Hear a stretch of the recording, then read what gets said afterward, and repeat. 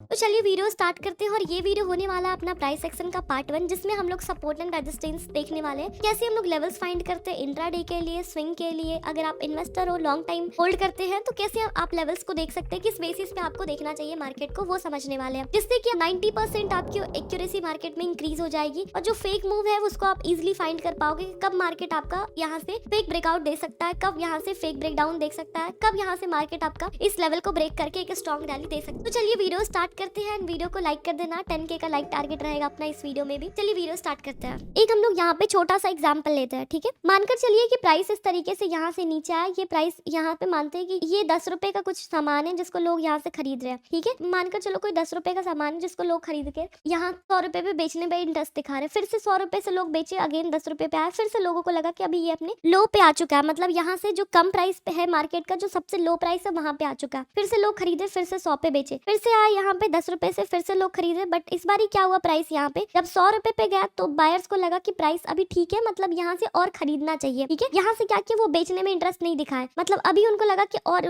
वो क्या कर सकते हैं, यहाँ पे होल्ड कर सकते हैं। वो उन्होंने क्या किया, यहाँ से होल्ड किया और लोग और ज्यादा यहाँ से खरीदने में इंटरेस्ट दिखाया। अभी यहाँ पे क्या हुआ, इस लेवल पे फ्रेश बायर सेंटर हुए। पहला बायर्स कहाँ पे दिख रहे थे, यहाँ कहीं पे, मतलब अब यहाँ से भी एक अपने लिए क्या बन रहा है, डिमांड जोन बन रहा है, मतलब यहाँ से लोग क्या करे, खरीद रहे हैं। तो फिर से प्राइस गया ऊपर, अब फिर से सेम लेवल पे आया, फिर से यहाँ पे क्या किया, बायर्स खरीदे, अगेन प्राइस क्या किया, ऊपर की तरफ भागा। तो इससे हमें क्या कॉन्सेप्ट समझ आ रहा है, इसको अगर हम लोग थोड़ा लिंक करते हैं अपने मार्केट से, तो जब भी मार्केट में इस तरीके से किसी रेंज में मार्केट हो रहा होता है, किसी लेवल को ब्रेक करके जाता है, ठीक है, तो यहाँ पे क्या होता है, बायर्स का एंट्री होता है और फिर से दोबारा किसी लेवल पे आता है जिसमें हम लोग बात करते हैं कि हमें रीटेस्ट पे ट्रेड लेना चाहिए, ठीक है। इसका लॉजिक यही है। यहाँ कहीं पे बायर्स क्या किए, गए ऊपर, एक कंफर्मेशन मिला हमें, सेकंड कंफर्मेशन होगा जब मार्केट क्या करेगा, यहाँ से रीटेस्ट करके दोबारा जाता है ना, तब हम लोग यहाँ पे कंफर्म हो जाएंगे कि सही में बायर्स है जो लोग यहाँ पे खरीदने में इंटरेस्ट दिखा रहे हैं। तो इसके लिए हमारे लिए क्या है, रीटेस्ट पे ट्रेड करना बहुत जरूरी है। इसी को हम लोग रीटेस्ट एरिया बोलते हैं, मतलब प्राइस क्या करे, अपने प्रीवियस रेजिस्टेंस को एज अ सपोर्ट की तरह ट्रीट करे और फिर से यहाँ से एक ऊपर की तरफ निकले, ठीक है। तो ये बहुत ही सिंपल लैंग्वेज मैंने आपको सपोर्ट एंड रेजिस्टेंस का छोटा सा एग्जांपल दिया। एक और मैं आपको इसमें ऐड करना चाहूंगी कि जब भी मानकर चलो कि प्राइस क्या किया, इस बारी तो ऊपर चला गया, बट इस बारी अगर हम लोग इसको पूरी तरीके से क्लीन करके एक बारी देख लेते हैं, मान के चलिए इस तरीके से प्राइस क्या क्या ऐसा गया, ठीक है, यहाँ से प्राइस इस तरीके से आया इस लेवल पे, ठीक है। अभी इसमें क्या करते हैं हम लोग, एक अगेन सपोर्ट का एग्जांपल लेते हैं, मतलब प्राइस यहाँ से ऊपर गया, फिर से आया, फिर से ऊपर गया, फिर से आया, फिर से ऊपर गया, फिर से आया, बट इस बारी क्या किया, इस लेवल को ब्रेक करके ऐसा करके रीटेस्ट करके ये नीचे चला गया। तो इसको हम लोग क्या बोलेंगे, तो अभी हमारे लिए जो एक सपोर्ट एरिया जो था हमारा, क्या था, सपोर्ट एरिया, मतलब प्राइस क्या कर रहा था, यहाँ से ऊपर जा रहा था तो ये हमारे लिए सपोर्ट बन रहा था, प्राइस यहाँ से ऊपर जा रहा था, ये हमारे लिए सपोर्ट बन रहा था और ये हमारे लिए रेजिस्टेंस बन रहा था, ठीक है, ये हमारा रेजिस्टेंस था। बट इस बारी क्या किया कि यहाँ पे ये अपने प्रीवियस सपोर्ट, मतलब सपोर्ट 1 था, उसको क्या किया, ब्रेक कर दिया मार्केट ने और नया सपोर्ट क्रिएट किया, मतलब यहाँ से प्राइस फॉल किया इस लेवल से अगर देखते हैं, और यहाँ से एक न्यू लो लगाया और फिर से प्राइस सेम सपोर्ट पे आया। बट इस बारी क्या किया, यहाँ से लोग खरीदे नहीं, लोग और बेचने में इंटरेस्ट दिखाए और फिर से ये अपना सपोर्ट जो था वो एक रेजिस्टेंस की तरह वर्क करना स्टार्ट किया। तो इससे हमें समझ आ रहा है कि मार्केट में अगर हम लोग बात करते हैं सेलिंग साइड के ट्रेड के लिए, जब भी हमें मार्केट में दिखता है कि मार्केट आपका किसी रेंज में मूव कर रहा है इस तरीके से, ठीक है, ऐसा करके और अपने प्रीवियस सपोर्ट एरिया को ब्रेक करके नीचे आ रहा, फिर से जा रहा है इस तरीके से रीटेस्ट करके, तो हमें यहाँ पे क्यों ट्रेड करना है रीटेस्ट पे, क्योंकि हम लोग यहाँ पे डबल कंफर्म हो गए। यहाँ से तो लोग सेल किए, दोबारा प्राइस इस लेवल पे आया, फिर से यहाँ से जब रिजेक्शन लेता है तो हमारे लिए डबल कंफर्मेशन होगा कि यहाँ पे लोग सेलिंग में ही इंटरेस्टेड है, हमें यहाँ पे क्या करना है, डाउन के लिए प्लान करना चाहिए, ठीक है। तो इससे हमें क्या समझ आया, S1 S2 सपोर्ट रेजिस्टेंस क्या होता है, कहाँ पे न्यू रेजिस्टेंस कैसे क्रिएट करता है और कब हम लोग सपोर्ट को एक रेजिस्टेंस की तरह ट्रीट करने वाले हैं, ठीक है। अभी इसमें हम लोग नेक्स्ट समझने वाले हैं मार्केट में मल्टीपल रिजेक्शंस, ठीक है। आप देखोगे एक और मैं आपको एग्जांपल दूंगी, बहुत ही सिंपल लैंग्वेज में बताना चाहूंगी आपको कि अगर मार्केट इस तरीके से किसी रेंज में है, ठीक है, ऐसा यहाँ पे प्राइस क्या कर रहा है, ऐसा गया रिजेक्शन लेके आया, फिर से गया रिजेक्शन लेके आया, फिर से गया रिजेक्शन लेके, तो कहीं भी ये मल्टीपल्स रिजेक्शन दिखा रहा है ना, किसी लेवल पे बार बार रिजेक्शन दिखा रहा है, तो उसको हम लोग क्या बोलेंगे, रेजिस्टेंस बोलेंगे और इसको हम लोग क्या बोलेंगे, सपोर्ट बोलेंगे। इस तरीके से भी हम लोग इसको समझ सकते हैं। जैसा कि अगर हम लोग बात करते हैं निफ्टी का चार्ट लगाते हैं, ठीक है, जिसमें हम लोग समझेंगे कि कहाँ पे हमारा नेक्स्ट सपोर्ट एंड रेजिस्टेंस है। तो हम लोग क्या किया, निफ्टी को 15 मिनट टाइम फ्रेम पे मार्क कर दिए। अभी 15 मिनट टाइम फ्रेम पे हम लोग जस्ट यहाँ से 6 जन से उठाते हैं मार्केट का मूवमेंट क्या क्या रहा, ठीक है। तो अगर हम लोग मल्टीपल रिजेक्शंस की बात करते हैं, मतलब सबसे पहले हमें क्या देखना है, मल्टीपल रिजेक्शंस मार्केट में, कि मार्केट अगर किसी भी लेवल को बार बार रिजेक्शन दिखा रहा है, मतलब ऐसा, ठीक है, किसी भी लेवल से बार बार रिजेक्शन है किसी लेवल को, तो हम लोग क्या करेंगे, उसको एक रेजिस्टेंस एंड सपोर्ट की तरह मार्क करेंगे। अभी यहाँ देखते हैं तो प्राइस क्या किया, 23,800 पे गया, फॉल किया,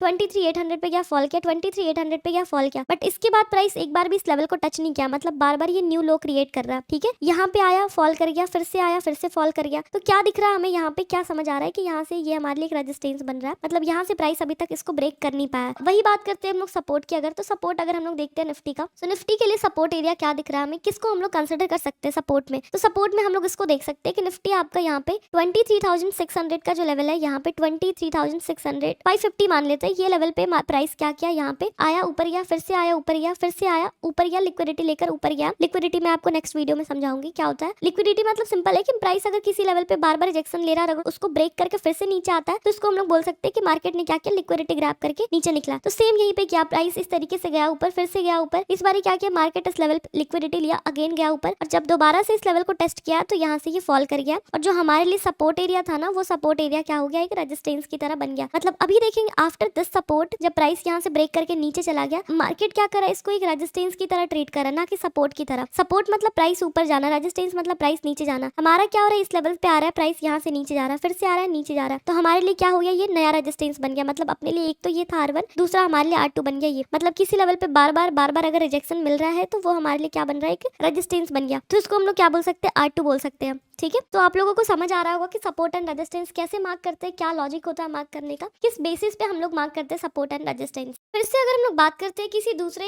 चार्ट का लेते हैं या किसी स्टॉक्स का ले लेते हैं, मान के चलते हैं हम लोग यहाँ पे किसी भी स्टॉक्स का उठाते हैं, जैसा ITC को ही हम लोग देख लेते हैं। तो हम लोग स्टॉक्स में कर रहे हैं तो थोड़े बड़े टाइम फ्रेम पे ही देखते हैं, 1 आवर टाइम फ्रेम पे बेस्ट होगा। तो 1 आवर टाइम फ्रेम पे हम लोग क्या करें, चार्ट को 1 आवर से भी अच्छा है कि 1 डे पे देख लेते हैं। ठीक है, तो ITC को हम लोग क्या करें, ITC को जस्ट हमारा एग्जाम्पल ले रहे 16 जुलाई 2024 से। ठीक है, यहाँ पे अगर हम लोग बात करते हैं, ये अपने लिए एक सपोर्ट एरिया, जहाँ से प्राइस क्या किया, तो ऊपर जाने का ट्राई किया। ठीक है, मतलब देखेंगे प्रीवियसली प्राइस यहाँ पे इस लेवल पे आया है, यहाँ पे ITC में मतलब 432 का लेवल, प्राइस क्या किया, यहाँ से 3 बार रिजेक्शन ऑलमोस्ट ले चुका है। यहाँ पे आया ऊपर गया, फिर से आया ऊपर गया, अगेन ये ट्राई कर रहा है, तो इसको हम लोग सपोर्ट बोल सकते हैं। यहाँ पे सेकंड अगर हम लोग बात करते हैं यहाँ पे, तो एक इस इधर कहीं पे देखते हैं, तो अपने रेजिस्टेंस एरिया क्या बन रहा है, अगर देखें तो एक यहाँ कहीं पे बन रहा है 494 का, और अगर हम लोग इधर कहीं पे बात कर रहे हैं, तो यहाँ पे देखते हैं किसी लेवल पे बार बार रिजेक्शन दे रहा है, तो वो लेवल अपने लिए बन रहा है यहाँ कहीं पे। मतलब इसको हम लोग बोल सकते हैं ये भी अपना एक रेजिस्टेंस होगा यहाँ कहीं पे। ठीक है, जिसको कि हम लोग यहाँ पे इंटरनल रेजिस्टेंस बोल सकते हैं डे टाइम फ्रेम के लिए। तो यहाँ पे देखेंगे प्राइस यहाँ से गया, फॉल किया, प्राइस क्या है यहाँ पे, तो ये 470, फिर से गया, फॉल किया, फिर से गया, फॉल किया, फिर से गया, फॉल किया। तो इसके लिए हमारा 470 क्या है, एक सेलर जोन हम लोग बोल सकते हैं, जहाँ से प्राइस क्या है, डाउन पे जाने के लिए ज्यादा इंटरेस्ट दिखा रहा है। मतलब यहाँ से लोग कोई खरीद नहीं रहे इसको। जब भी मार्केट इस प्राइस को ब्रेक करेगा, तो बहुत ही हाई चांसेस होगा कि यहाँ से प्राइस हमारा 500 तक आराम से मूव करेगा। ठीक है, उसी तरीके से हम लोग यहाँ पे एक छोटा और किसी भी स्टॉक्स का देख लेते हैं, जैसे मान के चलते हैं रिलायंस ले लेते हैं, या तो HDFC देख लेते हैं। HDFC का अगर हम लोग देखते हैं डे टाइम फ्रेम पे, तो डे टाइम फ्रेम पे हमारा HDFC एक सपोर्ट क्रिएट किया हुआ यहाँ कहीं पे, मतलब प्राइस हो गया इसका 1594। ठीक है, और अगर हम लोग यहाँ पे बात करते हैं इधर रेजिस्टेंस के लिए, तो एक रेजिस्टेंस अपना हम लोग यहाँ पे बोल सकते थे, जिसको कि ये इसने ब्रेक कर दिया, ऑलमोस्ट ये ब्रेक किया था लगभग 25 नवंबर के आसपास। ये अपना एक रेजिस्टेंस था जहाँ से प्राइस फॉल कर रहा था, फिर से फॉल किया, यहाँ से ट्राई किया, बट जब दोबारा ब्रेक किया तो यहाँ पे एक न्यू रेजिस्टेंस बनाया। ठीक है,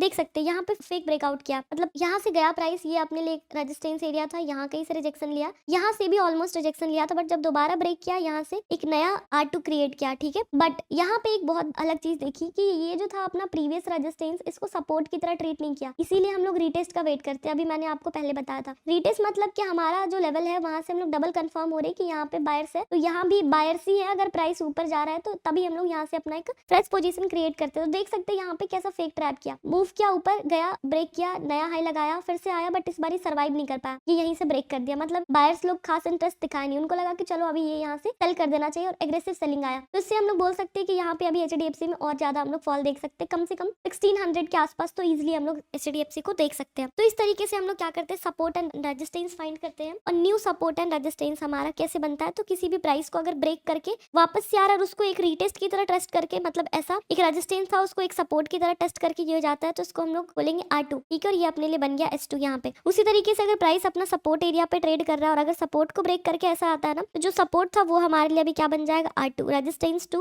और प्राइस यहाँ से फॉल करेगा, तो हमारे यहाँ से सेलिंग के लिए ट्रेड बनेगा। ठीक है, तो ये कुछ कॉन्सेप्ट था आपका सपोर्ट एंड रेजिस्टेंस फाइंड करने का। अभी मैं आपको टाइम फ्रेम बता देती हूँ, क्योंकि बहुत लोगों का कंफ्यूजन रहता है कि मैम कौन से बेसिस पे हमें ये टाइम फ्रेम या सपोर्ट एंड रेजिस्टेंस देखना चाहिए। ठीक है, तो सबसे पहला मैं आपको इंट्राडे के लिए बताती हूँ। सो अगर आप इंट्राडे ट्रेडर हो तो आपको देखना चाहिए। ठीक है, सबसे पहला ड्यूटी है आपको 1 डे टाइम फ्रेम पे लेवल मार्क करना। ठीक है, 1 डे पे आप देखो। सेकंड देखना आपको 4 आवर टाइम फ्रेम पे। अभी इन दोनों को बस एक बार ही आप सुबह देख लोगे, काम हो जाएगा, क्योंकि ये एक दिन में एक कैंडल बनता है, ये दो, तो ये दोनों को एक बार ही देखिए, काम हो जाएगा आपका। अभी इसको नहीं देखना। इसके बाद जो आपका थर्ड होगा, जिसको देखना होगा आपको, वो देखना 1 आवर का कैंडल, 1 आवर का कैंडल, और फोर्थ आपको देखना 15 मिनट का कैंडल, फिफ्थ देखना आपको 5 मिनट का कैंडल। इंट्राडे ट्रेडर है तो आपको ये 3 टाइम फ्रेम बस देखना। इसको भी आप देखो 1 आवर को, 15 मिनट को एंड 5 मिनट, इसके बेसिस पे आप आराम से ट्रेड कर सकते हो। परफेक्ट लेवल मिलेगा, जो प्रोसेस बताया उसको वैसे फॉलो करना होगा आपको, ठीक है। अगर आप स्विंग ट्रेडर हो, लाइक अगर आप स्विंग करते हो लाइक 10 to 15 डेज के लिए, अगर आप स्टॉक्स को होल्ड करते हो तो क्या देखेंगे, तो आपको देखना होगा इसमें सबसे पहला मंथली बेसिस पे 1 मंथ पे आप देखिए, ठीक है। दूसरा देखना है आपको 1 वीक पे, ठीक है। And third and most important 1 day पे, ये आपका होगा टाइम फ्रेम, ठीक है।